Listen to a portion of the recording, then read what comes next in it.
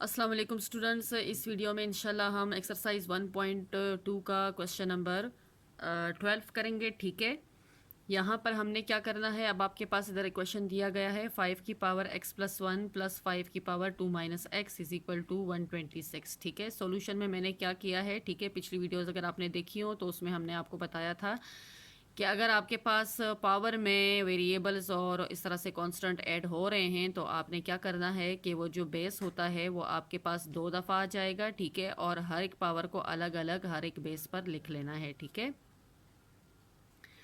जैसे कि ये आपके पास 5 की पावर मैंने x को अलग लिख लिया और इसी तरह 5 की पावर मैंने 1 को भी अलग लिख लिया। ठीक है, और इसी तरह प्लस हो जाएगा आपके पास, यहाँ पर नेक्स्ट टर्म भी आपके पास 5 हो, यहाँ पर भी आपके पास पावर 2 और माइनस x है, दो टर्म्स हैं पावर में। ठीक है, तो बेस जो है 5 एक दफ़ा अलग से 2 के लिए हो जाएगा और फिर दूसरी दफ़ा जो है वो भी 5 अलग से माइनस एक्स की हो जाएगा। ठीक है, क्योंकि हमें पता है कि जब हमारे पास बेस सेम होते हैं, जिस तरह यहाँ पर आपके पास x और x वेरिएबल सेम है, तो जब हम इसको दोनों को मल्टीप्लाई करते हैं तो आपके पास एक्स स्क्वायर आ जाएगा, उनके पावर्स जो हैं वो ऐड हो जाएंगे। ठीक है, तो इसी तरह से यहाँ पर भी आपके पास जब पावर अगर पावर यहाँ पर ऐड हो रहे हैं, ठीक है, एक एक्स पावर है दूसरा 1 है, इसी तरह से 2 और माइनस एक्स पावर है, ठीक है, ये सब्ट्रैक्ट हो रहे हैं, तो हम इस तरह से कर सकते हैं कि पावर जो है वो अलग अलग बेस पर पुट करें और बीच में ये डॉट जो है ये मल्टीप्लिकेशन बता रहे हैं। ठीक है, ज़ाहिर है दो पावर तभी ऐड होंगे जब दोनों आपस में मल्टीप्लाई होंगे। ठीक है, तो जिस तरह से यहाँ पर x आपके पास मल्टीप्लाई हो रहा है तो हम x एक ही दफ़ा लिख लेते हैं और ऊपर पावर ऐड हो जाते हैं। इसी तरह यहाँ पर भी आपके पास 5 जो है आप उसको मल्टीप्लाई में लिख सकती हो। ठीक है, और इस तरह से उसके पावर जो हैं वो ऐड हो जाएंगे। अब आपने क्या करना है कि हमने चेक किया कि बोथ टर्म्स में आपके पास 5 की पावर एक x है, दूसरी की 5 की पावर माइनस एक्स है। ठीक है, तो अगर हम y is equal to 5x लें तो हमारे पास 1 बाय वाई जो है वो 1 बाय 5x हो जाएगा। ठीक है, 5 की पावर x हो जाएगा। तो जब ये 5 की पावर x ऊपर जाएगा तो वो आपके पास 5 मतलब ये 1 डिवाइडेड बाय 5 की पॉजिटिव x जो है ये हमारे पास, अगर हम इसको डिनोमिनेटर को ऊपर न्यूमिनेटर में लेकर जाएं तो ये हमारे पास 5 की पावर माइनस एक्स भी हम लिख सकते हैं, क्योंकि डिनोमिनेटर में अगर पॉजिटिव पावर होता है तो वो हमेशा ऊपर न्यूमिनेटर में जाके नेगेटिव में कन्वर्ट हो जाता है। इसलिए हमारे पास 5 की पावर 1 माइनस एक्स जो है वो 1 बाय वाई की बराबर हो जाएगी। ठीक है, तो इसी तरह अब हम इक्वेशन में जहाँ पर 5 की पावर x है वहाँ पर हम y पुट करेंगे और जहाँ पर 5 की पावर माइनस एक्स है वहाँ पर हम 1 बाय वाई पुट करेंगे। तो ये आपके पास इक्वेशन बन जाएगा 5y plus 25 1 by y is equal to 126। ठीक है, और इसी तरह नेक्स्ट स्टेप में मैंने क्या किया कि 126 को इक्वल के इस तरफ लेकर आए तो ये हमारे पास माइनस में कन्वर्ट हो जाएगा। इस तरह से आपके पास स्टैंडर्ड फॉर्म तो नहीं बन रहा फिलहाल। ठीक है, 5y plus 25 1 by y minus 126 is equal to y. अभी भी ये आपके पास क्वाड्रेटिक इक्वेशन का स्टैंडर्ड फॉर्म नहीं है। ठीक है, बल्कि क्वाड्रेटिक इक्वेशन है ही नहीं, क्योंकि यहाँ पर हाईएस्ट पावर स्क्वायर नहीं है। तो क्वाड्रेटिक लाने के लिए हमने इसको क्या करना होगा कि इस पूरे इक्वेशन को हमने y से जो है मल्टीप्लाई करना होगा। ठीक है, तो अगर हम इस इक्वेशन को y से मल्टीप्लाई करेंगे तो ये आपके पास आ जाएगा, जब 5y का टर्म मल्टीप्लाई होगा y से, ठीक है, y into 5y plus 25 1 by y minus 126 is equal to 0 को किसी भी नंबर के साथ आप मल्टीप्लाई करें या वेरिएबल के साथ आपके पास 0 ही आएगा। ठीक है, तो ये आपके पास y मल्टीप्लाई 5y तो ये आपके पास 5y स्क्वायर हो जाएगा। इसी तरह y मल्टीप्लाई 25y तो ये y और इस y की कटिंग हो जाएगी, आपके पास सिर्फ 25 रह जाएगा।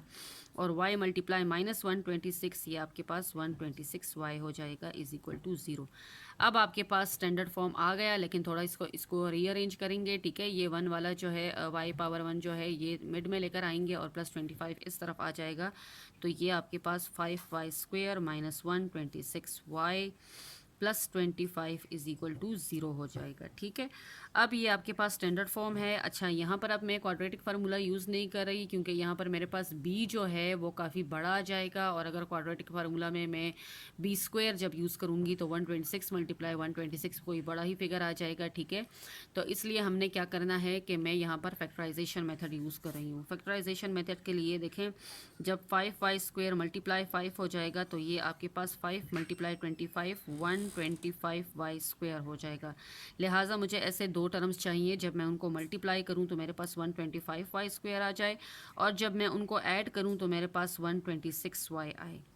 -126y, ठीक है।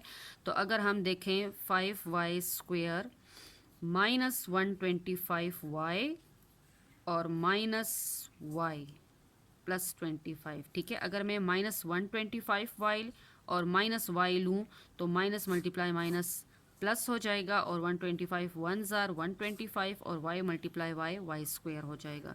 लिहाजा ठीक है, यहाँ पर मैं रफ में कर रही हूँ, 125y और -y, ये दो टर्म्स में ले रही हूँ। जब इन दोनों को मल्टीप्लाई किया जाए तो 125y² आ जाएगा, और जब इनको ऐड किया जाए तो -125 और -1, ठीक है। यहाँ पर आपके पास कोएफिशिएंट 1 है तो -125 और -1 आपके पास -126y हो जाएगा, ठीक है। अब यहाँ पर हमने क्या करना है कि इन दो टर्म से अलग कॉमन लेना है, बाकी दो टर्म से अलग कॉमन लेना है। तो इन दोनों में से अगर मैं 5y इनमें से सेम आ रहा है मेरे पास, तो इधर y रह जाएगा, और यहाँ पर आपके पास 525 सार 125 आता है। इसी तरह दूसरी इन दो लास्ट दो टर्म्स में भी मेरे पास y -25, अगर मैं, क्योंकि फैक्टर्स फैक्टराइजेशन में सेम होने चाहिए तो वही फैक्टर मैंने यहाँ पर भी लिख लिया। अब y -25 यहाँ पर मेरे पास -1 कॉमन आ जाएगा, क्योंकि -1 मल्टीप्लाई y आपके पास y यही -y आ जाएगा, और माइनस मल्टीप्लाई माइनस +25 हो जाएगा, ठीक है।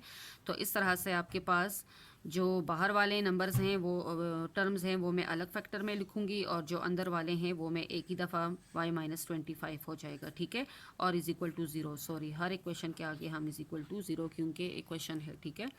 अच्छा, अब हम क्या करेंगे कि एक दफ़ा 5y -1 इज़ इक्वल टू 0 लेंगे, और दूसरी दफ़ा y -25 इज़ इक्वल टू 0 हो जाएगा, ठीक है। अब आपके पास 5y इज़ इक्वल टू -1 जब उस तरफ जाएगा तो 1 हो जाएगा, और इसी तरह y इज़ इक्वल टू 25 जब उस तरफ जाएगा तो +25 हो जाएगा। यहाँ पर अब y is equal to exact 25 आपके पास आया, जबकि इधर y के साथ कोएफिशिएंट 5 है, तो ये आपके पास y जो है वो इज़ इक्वल टू 1/5 हो जाएगा, ठीक है। दो वैल्यूज़ आपके पास y की आ गई, लेकिन यहाँ पर हमने सपोज किया था कि y is equal to 5x है, ठीक है, 5 की पावर x है। तो लिहाजा हम क्या करेंगे कि y की जगह एक दफ़ा 25 is equal to 5 of x लेंगे, ठीक है, और दूसरी दफ़ा हम 1/5 इज़ इक्वल टू 5 की पावर x लेंगे, ठीक है, क्योंकि हमने y को कंसिडर किया था कि वो 5 की पावर x के बराबर है। तो जहाँ पर अब y होगा वहाँ पर एक दफ़ा हमने 25 लिखा, क्योंकि 25 y की वैल्यू आई है हमारे पास, और दूसरी दफ़ा हमने 1/5 लिखा, क्योंकि 1/5 भी आपके पास y की वैल्यू आई है, ठीक है। अब हमने क्या करना है, देखें, हमने बेस सेम करने हैं, ठीक है। इधर 5 है तो यहाँ से भी हमने 5 लेकर आना है, तो ये आपके पास 5 की पावर अगर मैं स्क्वायर लूँ, 5 5 सा 25, ठीक है, और ये 5 की पावर x, तो देखें बेस मेरे पास सेम हो गया दोनों का, तो लिहाजा x की एक वैल्यू मेरे पास आई 2, और यहाँ से भी आपके पास अगर ये 5 ऊपर चला जाए, 5 की पावर यहाँ पर 1 है ना, जब ये न्यूमरेटर में जाएगा, यहाँ पर ये डिनोमिनेटर में है, तो जब न्यूमरेटर में जाएगा तो ये आपके पास 5 की पावर -1 हो जाएगा, ठीक है, और ये इज़ इक्वल टू 5 की पावर x। तो देखें यहाँ पर भी हमारे पास बेस जो है वो सेम हो गए, तो यहाँ पर आपके पास x की वैल्यू जो है वो -1 आ गई, लिहाजा x आपके पास सॉल्यूशन सेट 2 और -1 बनता है। ये आपका आंसर हो गया। होपफुली आप लोगों को समझ आ गई होगी, बहुत आसान है, ठीक है। आपने खाली यहाँ पर पावर्स देखने हैं। पावर में आपने क्या करना होगा कि अगर पावर्स में एडिशन हो रही है या सब्ट्रैक्शन हो रही है, मतलब कि 2 या 3 टर्म्स आ रहे हैं, तो हम उसको बेस जो हैं वो उसका सेम बेस होगा, खाली आपने बीच में डॉट लगा लेना होगा, ठीक है। और डॉट लगाने से आपके पास जो है इस तरह से पावर्स अलग हो जाएंगे, ठीक है। तो जब पावर अलग हो